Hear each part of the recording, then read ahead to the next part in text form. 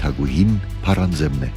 350-ից 368 թվականներին գահակալած Արշակ II կինը։ Նա հայոց պատմության ամենաակնառու դեմքերից մեկն է։ Օրիորդ Փարանձեմը շատ հռչակված էր իր գեղեցկությամբ և պարկեշտությամբ։ Հայտնի է, որ նա նախամուսնանում է Արշակ II եղբորորդի Գնել Արշակունու հետ և կազմում փոխադարձ սիրով ստեղծված ընտանիք։ Այնուհետև Գնելը արքայի հրամանով սպանվում է և Արշակ II կնության է առնում Փարանձեմին, բնականաբար, վերջինս չէր կարող դեմ գնալ արքայի կամքին։ Մեր մատենագիրները մեզ տեղեկություններ են հասցրել Փարանձեմի շատ յուրօրինակ պահվածքի մասին։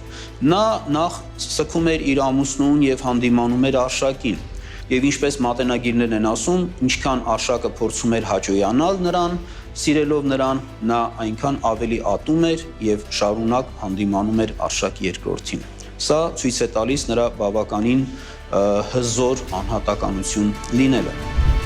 Նա հայությանը նվիրեց նաև ամենաինքնատիպ և ամենահետաքրքիր գահակալներից մեկին՝